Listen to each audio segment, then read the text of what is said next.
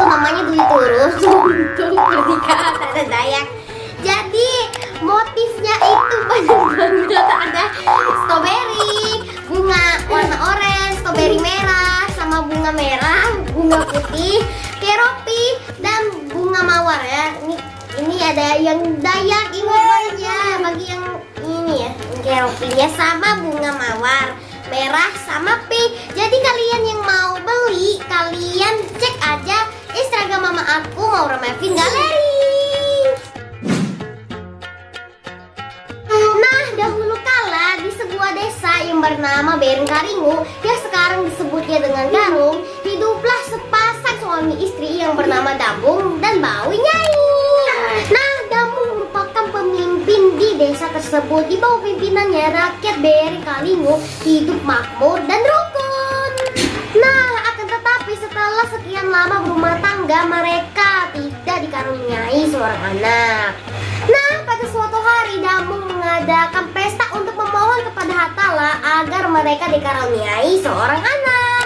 Nah, berbagai macam sesajen pun disuguhkan hingga singkat cerita Bawi Nyai pun hamil dan melahirkan seorang bayi perempuan yang dinamai Sumbu Kurung. Nah, karena nazarnya terkabul, Dambung mengadakan sebuah pesta atas kelahirannya Sumbu Kurung selama 7 hari 7 malam dan memotong 7 ekor kerbau dan dihadiri oleh seluruh rakyat Berengkaringu. Nah, Sumbu Kurung tumbuh menjadi gadis yang sangat cantik. Kecantikannya ini tersebar ke berbagai wilayah sehingga banyak bangsawan yang melamarnya. Nah, bangsawan melamar Sumbu Kurung dari berbagai wilayah. Ditolak oleh Sumbu Kurung karena ia belum siap untuk menikah. Nah, pada suatu hari datanglah seorang bangsawan kaya raya Raja Ginjal Tanah Betawi dengan menggunakan kapal yang sangat besar dan mewah. Nah, tujuannya adalah untuk melamar Sumbu Kurung untuk anaknya. Namun lamaran ditolak dengan alasan yang sama. Nah, Dambung menjadi bingung dengan keputusan putrinya. Jangankan orang biasa, seorang putra mahkota raja pun ditolak lamarannya. Nah, hal itu membuat Dambung malu dan ia berniat untuk mengasingkan Sumbu Kurung ke sebuah tempat terpencil yaitu Danau Layang. Nah, untuk melaksanakan niatnya, Dambung kemudian mendirikan sebuah pondok di Danau Layang untuk tempat tinggal Sumbu Kurung. Nah, setelah pondok dan berbekalan siap, Dambung mengantarkan Sumbu Kurung ke Danau Layang untuk menjalani pengasingan. Nah, dalam menjalani pengasingan, Sumbu Kurung mengubah penampilan dan identitasnya menjadi seorang laki-laki dan mengganti namanya menjadi Tunggal Hajungan. Nah, keseharian Sumbu Kurung yang menyamar sebagai laki-laki pun tidak berbeda dengan keseharian laki-laki Dayak Ngadu pada umumnya. Nah, ia mampu bekerja berat seperti membuka ladang, berkebun, serta berburu di hutan. Nah, tidak seorang pun tahu bahwa Tunggal Hajungan sebenarnya adalah seorang putri bangsawan dari Berengkaringu.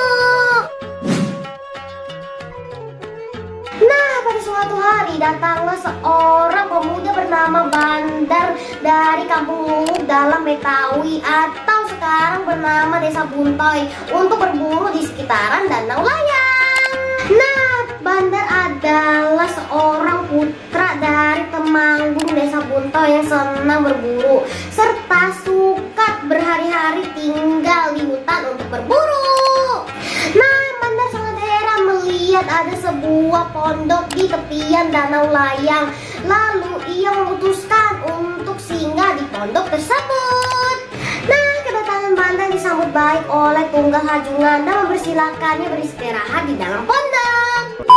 Setiap kali Bandar berburu, ia akan menyempatkan diri untuk mampir dan menginap di pondok Tunggal Hajungan. Nah, karena begitu seringnya Bandar menginap, maka mulai tahulah Bandar ini bahwa Tunggal Hajungan adalah seorang gadis yang cantik. Namun ia mendiamkan hal itu dan tetap menghormati Tunggal Hajungan sebagai sahabatnya. Nah, adapun ayah Bandar yang bisa melihat Bandar yang setiap hari berburu, ia bermaksud mengawinkan Bandar dengan gadis lain pilihan ayahnya. Nah, pada hari yang sudah ditetapkan perkawinan Bandar pun dilaksanakan. Seluruh warga bergembira menyaksikan dan memeriahkan pesta pernikahan tersebut. Nah, setelah acara pernikahan selesai, Bandar tidak tinggal bersama istrinya karena sesungguhnya Bandar tidak menyukai perempuan pilihan ayahnya itu. Nah, pernikahan itu ternyata tidak bisa menghentikan kebiasaan Bandar untuk pergi berburu dan mengunjungi sahabatnya. Nah, Bandar menjatuh cinta kepada Tunggal Hajungan sejak mengetahui bahwa Tunggal Hajungan adalah seorang gadis yang menyamar menjadi laki-laki. Nah, pada suatu malam Dambung bermimpi dijumpai oleh seorang perempuan Pampahilem yang menyuruhnya untuk menjemput Sumbu Kurung. Nah, keesokan harinya Dambung menjemput Sumbu Kurung. Setibanya di Danau Layang, Dambung melihat putrinya dalam keadaan baik. Nah, Bandar memperkenalkan diri kepada Dambung dan berniat untuk melamar Sumbu Kurung. Nah, Bandar dan Sumbu Kurung dibawa pulang ke Berengkalingu untuk melangsungkan pesta perkawinan. Oke guys, sampai di sini